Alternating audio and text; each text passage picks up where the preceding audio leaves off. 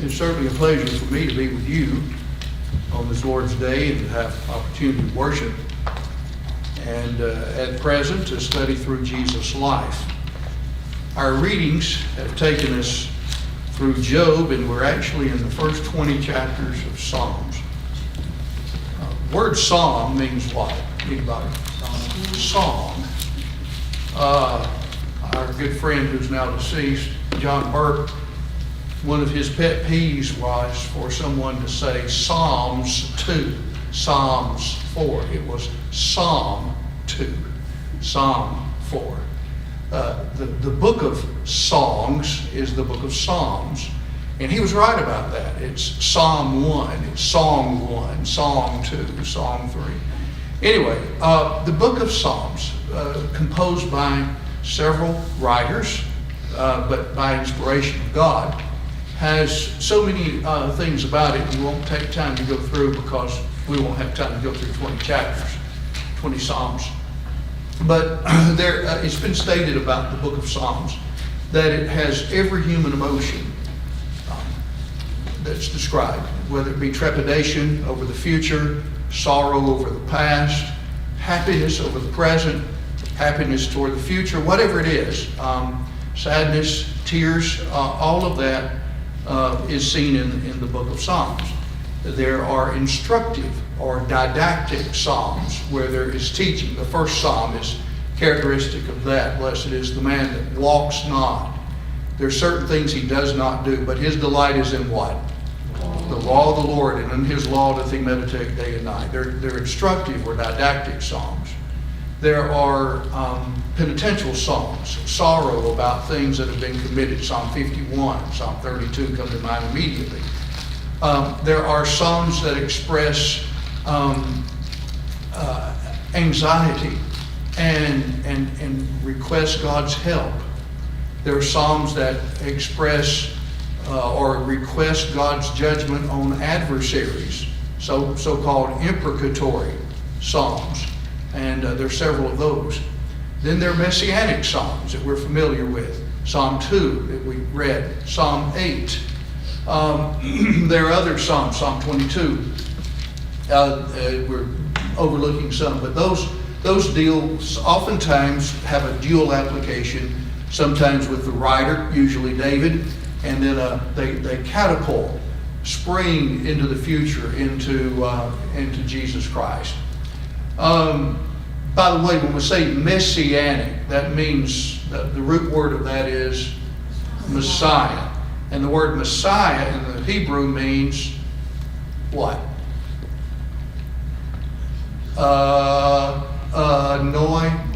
Anointed one. Okay, so Messiah in Hebrew means anointed. In the New Testament, the equivalent is Christus, Christ. Christ means the anointed one. And so you have those psalms that deal with that. Just glancing, one is instructed. Here, there's a contrast between who and who. Righteous and the wicked. That's in chapter 2 is the reign of the Messiah. One of the nations rage and the peoples imagine vain things. Yet have I set my king upon my holy hill of Zion. He's declared the decree. Thou art my son, this day have I begotten thee. And he discusses the nature of his rule. Third psalm reflects what in God? What? I'm sorry, I can't hear you. Say it once more, Paul. Victory, okay, victory, trust. The same is in the fourth psalm. And then in the fifth psalm, there's a request that God protect the psalmist from what? People who are wicked. Yeah. In fact, in verse 9, there's a quotation Paul uses in Romans 3. Their throat is an open sepulcher. The 6th chapter is a prayer for mercy, a psalm of mercy. Now, when we say a psalm in this prayer, these were actually sung. This, I didn't say this, the book of Psalms was like it was basically the Jewish hymnal. And so these were psalms that were just like songs that we sing. Some are instructive, some are penitential in nature. Some are request. Guide me, O thou great Jehovah, pilgrim through this barren land. I am weak, but thou art mighty. Songs like that are praise God and then request things. All of those are seen to be the same. In fact, we're to sing psalms, hymns, and spiritual songs. And we do in some of our songs that have even been put to tunes that are older that we know, several in the book. All right, in the 7th Psalm, God is asked to defend the psalmist against the wicked. The 8th Psalm, the American Standard says as a topical heading, Jehovah's glory and man's dignity.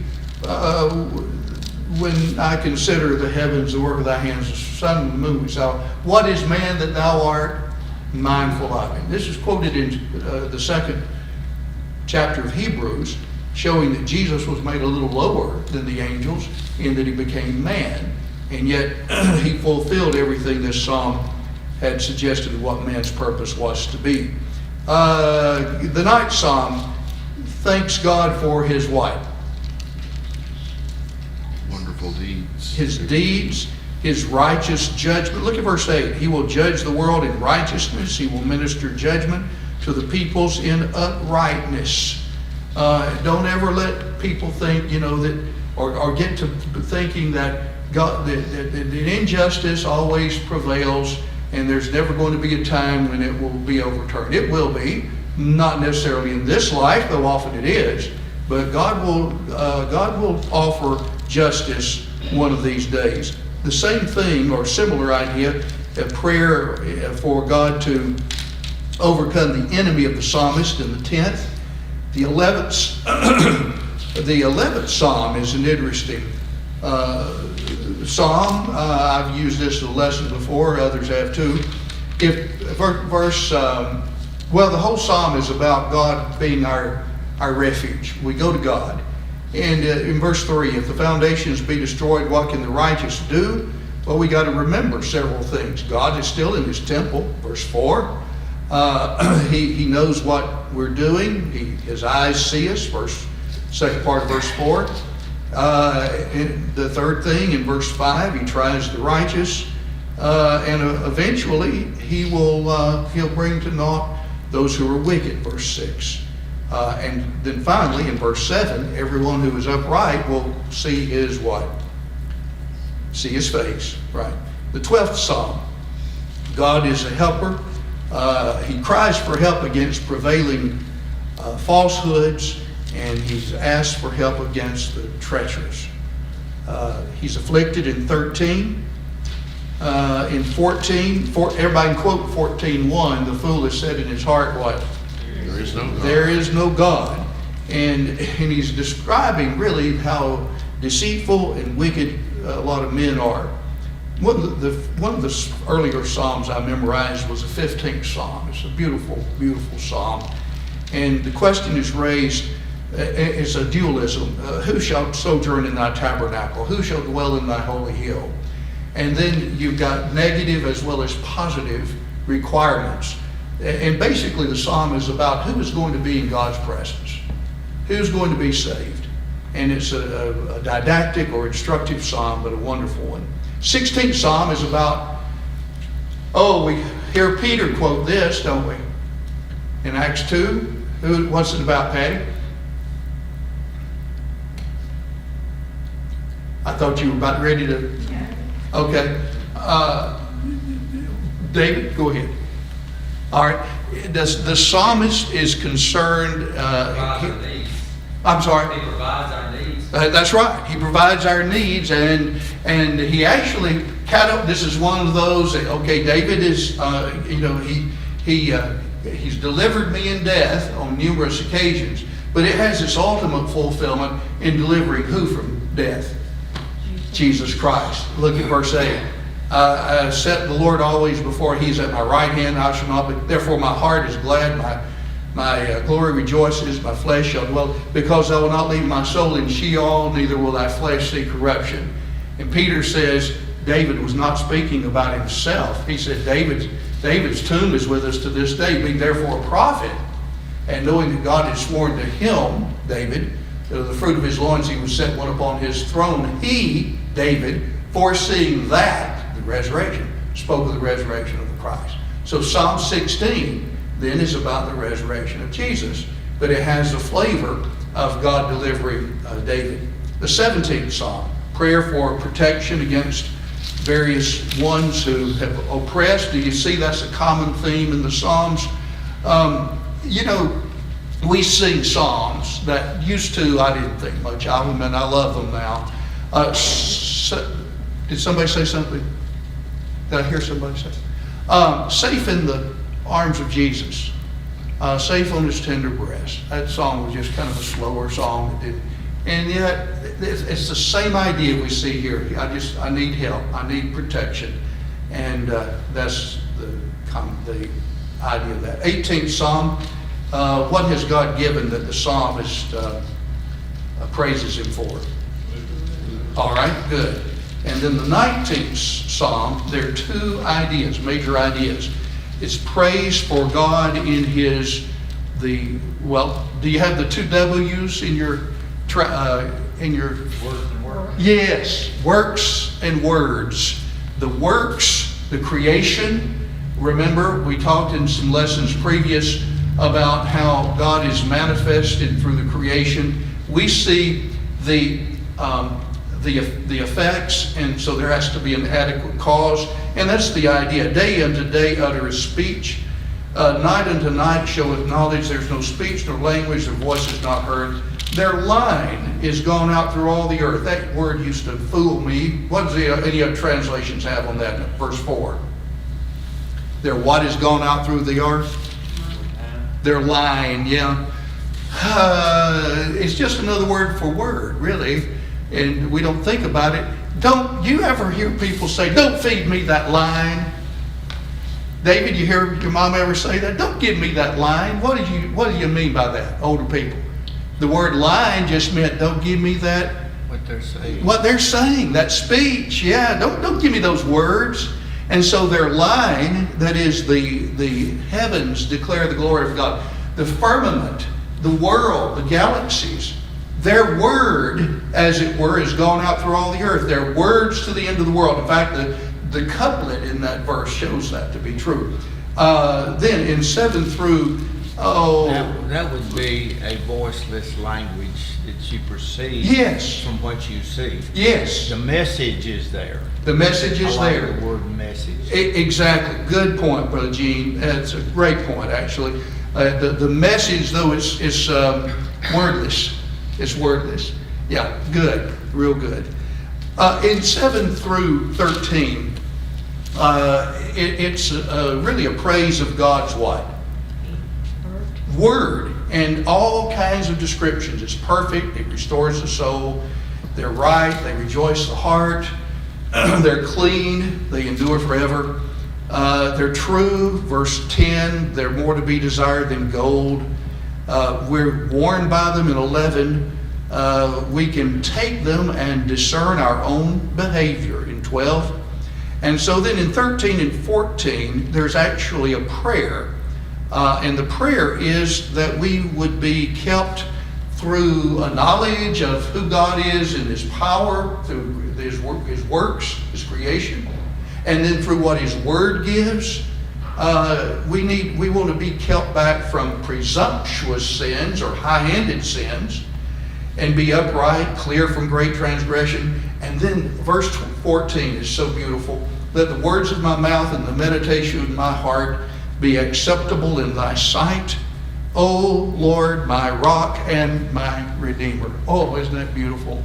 Let the words, everything we say, and the meditation of our hearts, everything we think, be acceptable to God. You can't get it any more inclusive than that.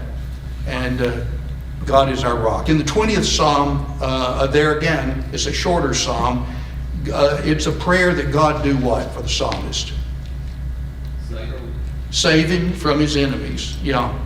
Down in verse 6, now know I that Jehovah saves his anointed. He will answer him from his holy heaven with the saving strength of his right hand. Lee has made a point several times when we did private talk that, you know, when you're younger, some of you may have been like we were, memory work was pushed, and some of the Psalms, some whole Psalms and then some passages out of the Psalms were pushed. And we were memorizing things we really had no clue what they even meant. We knew, I might have known some things, but not really the intent. But the older you get, I am convinced, Lee made this point, the older you get, the more you appreciate the Psalms. And I think it probably takes some living. This is no criticism of young people. I think it just takes a while for you to come to that conclusion. At least it did us. And sometimes you have to live life for a while and see the ebb and flow of life, the difficulties, the highs and the lows, valleys and mountains and all that, in order to really come to grips with what life's all about, what God's all about, what you know, how much we need Him. And anyway, that's, what do you think, Brother Charlie? I was thinking about when I got 50, then I realized how smart my parents were. You know? Oh yeah, yeah. Once I've been through it, Yeah. just like now, when you're young, you read this stuff, and it's, you know, you live, but once you get older, it hits home. Yes, yeah, that's exactly right. Yes, sir. You know, we know that David wrote many of these, and you can see the stages through his life. Yes. And so I think that's kind of where we kind of see that as well, is as we get older, Yeah. as we mature, we kind of can see some of the things that he saw, that he experienced. Yes. And understand those better. Yeah, and it's really helpful to have the background, Right. or else, you know, they're just words. You know, that's a real advantage, because I think maybe in some of them, I've said this several times, either I've got a real good forgetter, or I wasn't taught some of the background on some of these passages. It could have been both. I was taught, and I've got a forgetter too. But whatever the case is, they're beautiful. Okay, comment or question for Gene? You just get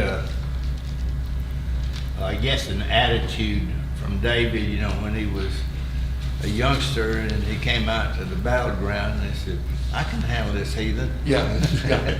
And his brothers were saying, get back to your animal, boy. Yeah. Get back to the barn. Yeah, and, you know, he was this overwhelmed that there wasn't somebody out there fighting Goliath. Yeah. Right then. Exactly. I can handle it. I'd handle it, yeah. And there's a confidence with the Lord on our side. You know, we can do things, but it might have gone a little bit overboard there at times. What was his name? The one that means fool, the husband of Nabal, Nabal. Yeah. Yeah. When somebody like him showed up, you know, David's ready to. the wife had to intercede with her husband. You know, you might get killed talking like that. Yes, that's exactly right. Exactly right. Okay, all right, very, very good. Let me go to our life of Jesus. We have come, let's name them off real quickly. Have the years of preparation, beginning ministry, great Galilean, periods of retirement, closing ministry, last week. All right, last week, without looking at anything. Last 10 days. Friday, he comes to, he's come through Jericho, where he healed Bartimaeus, another blind companion. Then he comes and he stays in Bethany. Saturday night, anointing at Simon the leper's house. Sunday,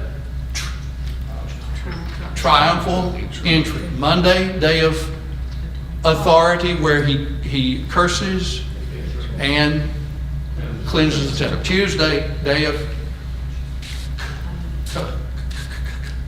conflict, teaching, debates, long day. Wednesday, no record. And then Thursday, which is where we are, first he sends Peter and John to make ready for the Passover. All right, and then when they come together, at some point they've been arguing over the same thing, who's going to be greatest.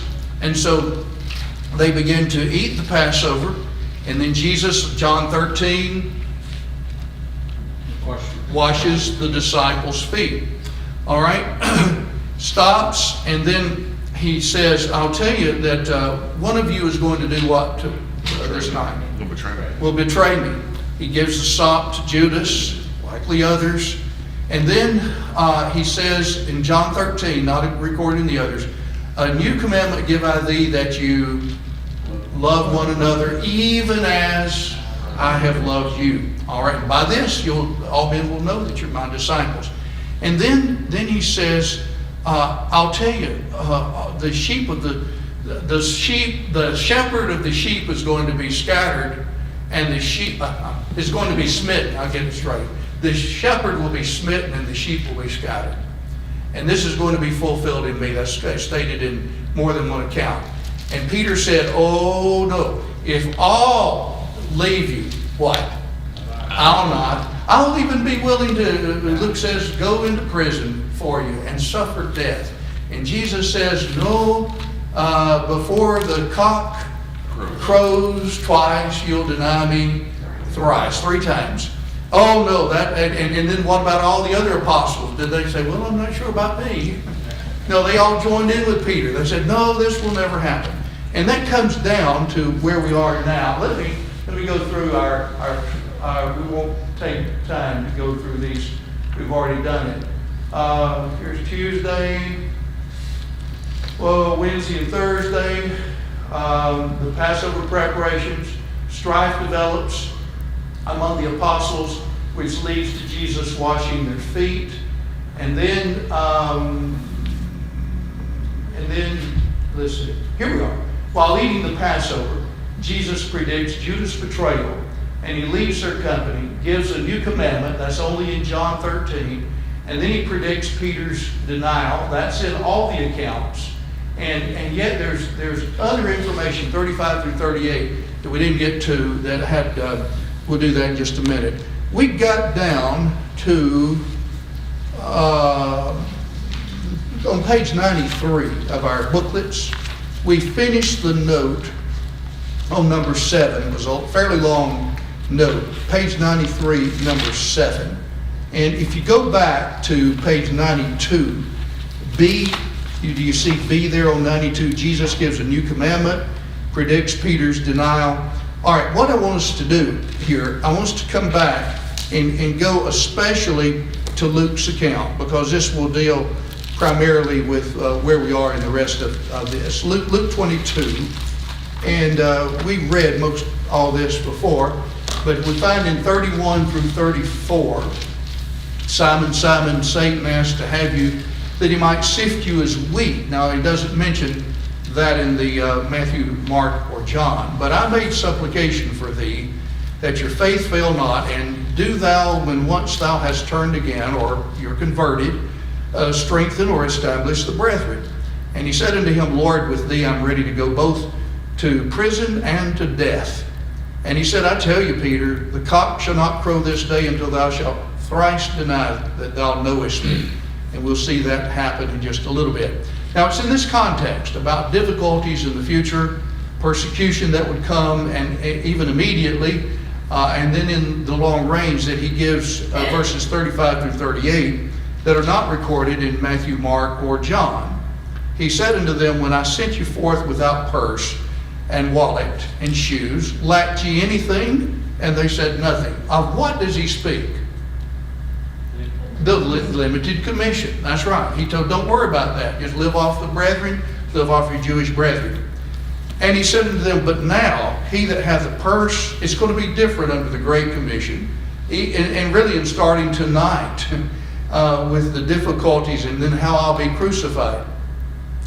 Now he that hath a purse or a money bag, money belt, let him take it. Likewise a wallet, the American Standard says, or we might say a knapsack, a backpack, something to hold your goods. And he that hath none, let him sell his cloak and buy a sword. We'll come back to that in a moment. For I say unto you that this which is written must be fulfilled in me. And he was reckoned with transgressors, for that which concerneth me hath fulfillment. He was reckoned with transgressors is from Isaiah, what chapter? 53. 3. That's right. Isaiah 53. He was reckoned or accounted with the transgressors, which meant he was simply accounted as a criminal, crucified between two thieves. So he's accounted that. Now, I think this is the connection. Peter has boasted that he's not going to leave the Lord. I'll go to prison. I'll die for you. Jesus says, no, you really won't. You're going to deny me 3 times, even tonight. And he says, okay, now, earlier everything was A-okay, you were among your brethren, but it's going to be different from now on, even starting tonight. I'm going to be considered a malefactor, a criminal. And that's according to Isaiah 53. And since you're associated with me, you will be what? You'll be associated likewise. And I think that is the connection of what he gives here. So you're going to have to beware. You're going to have to actually be cautious in the future. It's almost like you're in a constant spiritual battle with these people. And I think that's where the idea of the sword comes in. Verse 37, for I say unto you that this which is written must be fulfilled. He was reckoned with transgressors, for that which concerns me hath fulfillment. And then they don't understand he's talking figuratively. They think he said when, sell your clothes and buy a sword. No, he's saying, well, we got to go to, and how many do they have available? 2. And so they come back after he says, Lord, here are 2 swords. And then he dismisses that. It is enough. He doesn't say they are enough. It's singular. It or that's enough. As if to bring the conversation to an end. They didn't catch on to what he was talking about. I've got a lengthy note because I've had some discussion with folks on this passage that I thought it might be wise to mention. Let's answer a question before we get there. Number 8 on page 93 down at the bottom. Peter argued with the Lord, even if what? If all fall away on account of you, I won't. In a sense, in the note, Peter wanted to serve the Lord on his own terms. Shortly after this, it would seem that he made good when in the garden he tried to defend the Lord with a sword. However, Jesus did not allow it. When Jesus was taken into custody and his trial began, things looked different. Peter's self-confidence that he would never fall was actually based on a lack of faith in Jesus' words. We can fall. Peter did. Let him that thinks he stands, what? Take heed lest he fall. Let's never get to... Bill Hall had an article that was incorporated in a little book that was published by, I think Gary Fisher put it together, on 2 men. Y'all remember that little book? Y'all have that? It's a great book if you don't have it. I think I've been given 2 copies of it. I may just bring it over here. Whoever wants it can have it. It's a great book. But Bill talks about super Christians. And what he says is that here's a person that, well, I can miss over here. It's not going to hurt me. I can go on this vacation and maybe stay in the same room with, one of the opposite sex. I'm strong. I'm not going to give in. I can, just on and on, that it's not going to bother me. Well, we're all of the same flesh, and we all are tempted. And so we should never get to the point we think we are above temptation, or there's just something about us that we'll never be affected by that. We can be, and so we need to be. Hence, are there warnings in practically every epistle? Yes. Warnings in every epistle about the possibility of apostasy. Even Paul himself said in 1 Corinthians 9, even after I buffet my body and bring it under subjection daily, lest even after preaching to others, I myself might be rejected or fall, be a castaway. And so even Paul said, I can do that. It's possible. So let him that thinks he stands. I'm reminded of the passage while we're not on this. Well, we are, I guess. Hebrews 3, if you'll turn real quickly. Whoever has Hebrews 3, and I believe it's 10. No, it's 12. 12 and 13. Whoever has that first, read it. 3, 12, and 13 of Hebrews. Beware, brethren, lest there be in any of you an evil heart of unbelief in departing from the living God. But exhort one another daily, while it called today, lest any of you be hardened through the deceitfulness of sin. Yeah, that's rich. What is the root cause of falling away? He mentions it in verse 12. Well, unbelief. And what can sin do, verse 13, that can harden us against faith in the Lord? This deceit, the deceitfulness of sin. It's been stated of sin, it costs more than you're willing to pay. It will take you farther than you're willing to go and make you stay longer than you're willing to stay. It's how deceitful sin is in so many different ways, whether it be alcohol, drugs, pornography. It doesn't matter whatever it is, any moral problem. It will take us farther. We'll spend more, stay longer, but the root cause is we really don't believe God means what He says. Did Peter really believe Jesus meant what he said about, you're going to betray me tonight? He really didn't. Oh no, that's not going to happen. Rather than say, really? I need to be real concerned about this. No, he didn't say, he was big on denial. And that's where we need, I was asking somebody recently whose people are no longer faithful.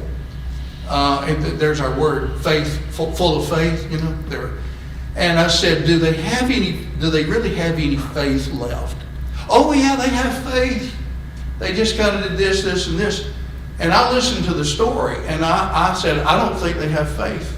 I don't think they believe God means what He says about their attendance, about their giving, about their associating with brethren. I think they've given up their faith. Is it possible for somebody to have complete confidence in God and then leave the confidence they had? Yes, it's possible. And for a lot of reasons come on that. But anyway, Peter fell, and he furnishes us a tremendous lesson. All right, number 9, Jesus said to him, assuredly I say to you that today, even this night, before the what?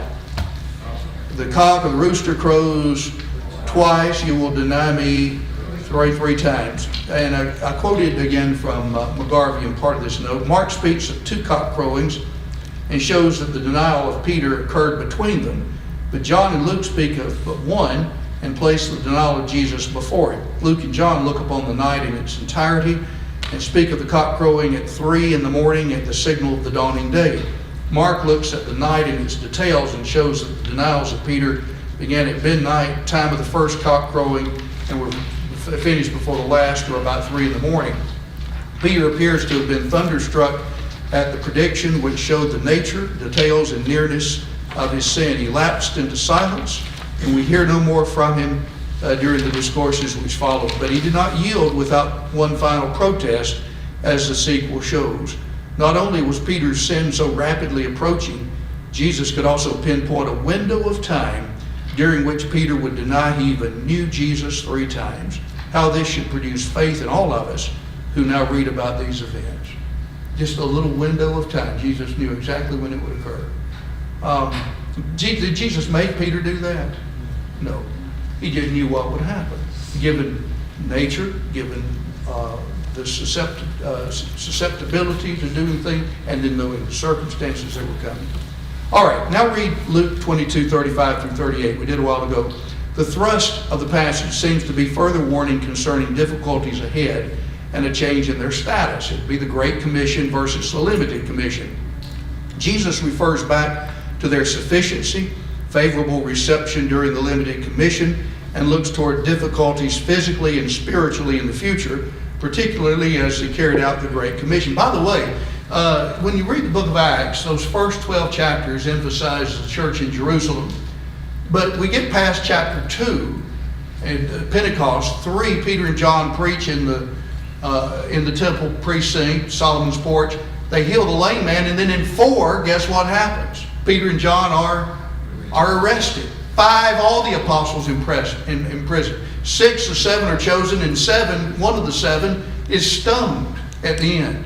And so you have this, even in Jerusalem, there's a rapid hostility that's rising that really shows the need for the gospel to be spread elsewhere. But I think it's helpful to keep that part of Acts in the back of your mind as Jesus says, hey, expect difficulties. Expect opposition, full-fledged opposition. All right, so they would travel among Gentiles and people who viewed Jesus as a common criminal. I started to go there and didn't. In chapter 4 of Acts, Peter and John are taken in public ward, public prison. And so they're counted as criminals. Just exactly what Jesus said here in Luke 22. So he who has a what?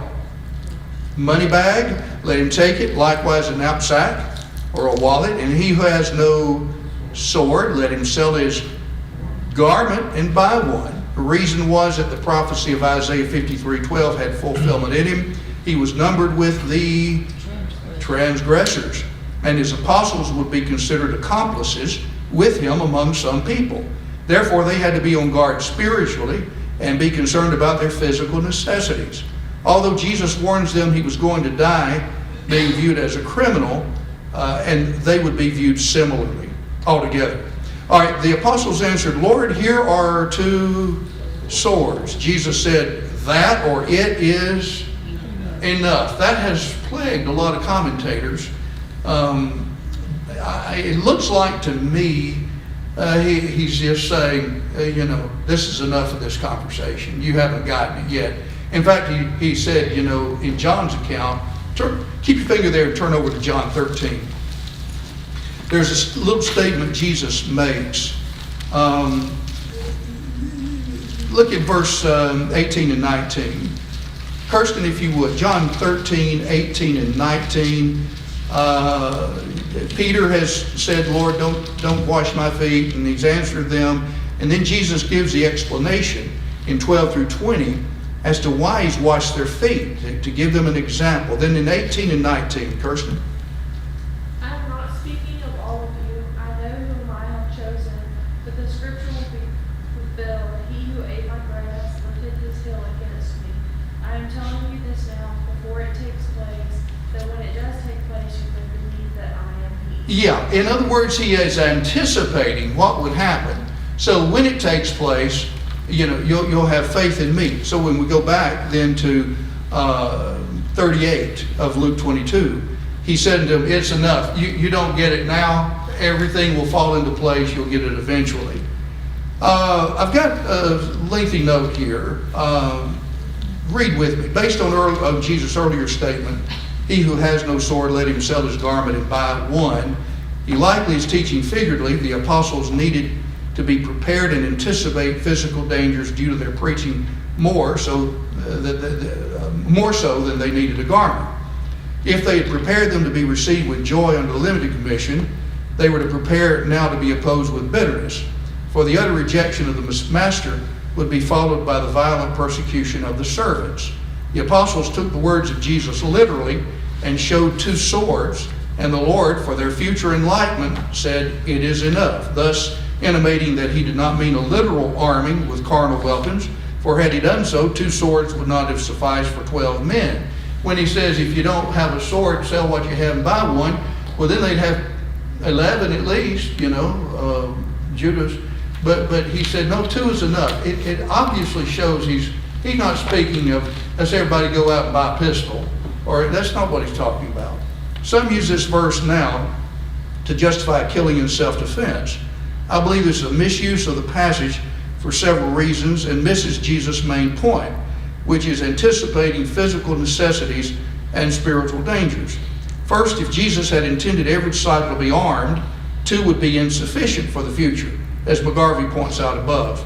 Also, why would he say 2 were enough, if that is how some reason, when earlier he said for each one to have one? He did not say 2 make for a good start, but you need 10 more. He didn't say that. Second, and related, Jesus answered, "It is enough," or "that is enough," depending on translation. Singular is used, not plural, such as would be the case had Jesus said, "Two are enough." Therefore, Jesus' answer indicates that their understanding of using literal carnal weapons was not what Jesus intended by saying, "He who has no sword, let him sell his garment and buy one." Some see the expression, "that is enough," as meaning, this is the end of the matter, no further conversation about this. That's probably the closest. Have you ever been in a conversation with your kids and they just keep on and keep on and keep on and say, "Enough"? You don't even say, "That's enough." You just say, "Cooper, have you ever heard your dad say that?" Yeah. I think all of us have. "Enough." Hush. You don't get the point. Maybe one of these days you will, but for now, no more conversation on it. This carries some weight since Jesus did in fact end the discussion, and it was obvious the apostles did not grasp the import of his words. As McGarvey said, Jesus said this for their future enlightenment. They would have to wait until later before they understood its significance. Third, due to how events in the garden unfolded, some have thought Jesus permitted these two swords for an object lesson. 11 apostles had two swords, but when Peter used one to cut off Malchus' right ear, Jesus rebuked him and told him to put it in its sheath, and said, "For all they that take the sword shall perish with the sword." It was not because the use of the sword would prevent Jesus from dying for the world, nor because its use was wrong in the cause of Jesus, but innocent in other causes, but because all who take the sword shall perish with the sword. It's a general statement. The universality of the proposition made it applicable to the case of Peter. Statement has the form of a prediction and the force of a prohibition in reference to appeals to the sword, whether by churches, nations, or other organized bodies of men. Fourth, it seems impossible to reconcile inspired instructions relative to retaliation, Matthew 5, Romans 12, love and doing what is good for enemies, and the disposition of early disciples when persecuted, to the disposition of taking one's life who seeks us harm. Jesus said we are blessed when persecuted for righteousness' sake. Paul said the weapons of our warfare are not carnal, but mighty before God to the casting down of strongholds. Isaiah prophesied that in the Messianic kingdom, they would beat their swords into plowshares and their spears into pruning hooks. Nation shall not lift up sword against nation, that would be Christians in those nations, neither shall they learn war anymore. Fifth, some argue that carnal weapons can be used for defending ourselves personally, but not for defending the cause of Christ. That position raises other difficulties. First, where does the New Testament make that distinction, either in the life of Jesus or earlier disciples? I know of no passage that intimates such. Also, how does one know the motive of another before he does one harm? Do you tell an attacker, "If you're attacking me due to my being a Christian, I will let you. Otherwise, I will kill you first"? Does a person ask? From a practical point, it will not work. Additionally, such a position logically elevates one's personal safety over that of Christ and his cause. Essentially, it says, I cannot defend Christ's cause with carnal weapons, but I can defend myself with such. I become more important than Christ from that point of view. Yet Jesus said, "Do not fear those who kill the body, but cannot kill the soul, but rather fear him who is able to destroy both soul and body in hell." Where would being persecuted even to the point of death ever fit if this were the case? Having said this, neither Jesus nor the apostles ever invited harm or persecution, but escaped when possible. This is an area of the discussion on personal self-defense that I think is overlooked. Don't get yourself into harm's way. Make sure you're careful. You don't park in areas where you might be attacked if you're a lady. You don't go into areas where, just don't do that. When Jesus said, be wise as serpents and harmless as doves. What does a serpent do if you're out in the woods and he hears something, feels the ground shaking a little bit? What does he do? Typically, they get out of the way. Typically, they get out of the way unless they're, you step on them. But they flee from danger. They don't attack it. They flee. And I think that was the point. And it's illustrated not only by Jesus during his life. You remember in Luke 4 when he was at Nazareth and they sought to push him off the cliff. What did he do? You remember? He passed through their midst. Somehow he got away. When they wanted to kill Paul at Damascus in Acts the 9th chapter, he's converted in Damascus, he goes into Arabia, he comes back, and then they want to kill him. They let him over the wall. He didn't say, I've got my rights. No, what did he do? They let him over the wall in a basket. You know, there are occasions in Paul's life when he said, you know, if I've done something wrong, I refuse not to die. I'll agree, put me to death. But on occasion when he could avoid difficulties, he did. And I think that's one of the biggest areas that's overlooked. Avoid difficulties. Doesn't mean that we give in to persecution. We just don't invite it. And I think that's the difference. In fact, Jesus said in the Limited Commission, when they persecute you in this city, flee to the next. This is the same context where Jesus said, I send you forth as sheep in the midst of wolves. Be ye therefore wise as serpents and harmless as doves. As a serpent tries to avoid danger when possible, you do the same, but always remain harmless. Yet if persecution is unavoidable, take what comes as Jesus did. 1 Peter 2, 3, 4, and let him not be ashamed, but glorify God in the name. Actions of Paul through Acts, his teachings exemplify this. He transformed from a violent Jewish warrior for the law to a passive, as a physical, violent, spiritual warrior for the cross of Christ. Jesus taught him the same thing he had taught other disciples. I know that's an extremely long note, but I've had several conversations, one with a younger preacher who just glanced at it and said, well, that just shows you know, Jesus said it's all right to take a sword and kill somebody if need be. And I thought, man, that's not what I read. I don't read that in the life of Jesus at all.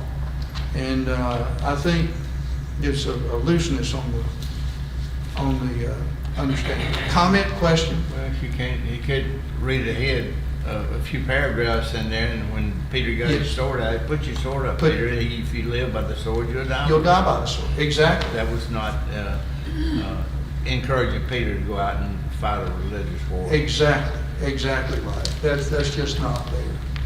The Inquisition, all these efforts made by Catholics that people latch on to when you try to put the difference between Christianity and Islam and say, you know, Jesus, you're not converting people at the age of the sword as Islam did you.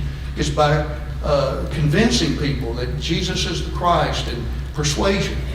They say, well, look at what happened in, you know, the Inquisition. And well, that's not primitive New Testament Christianity.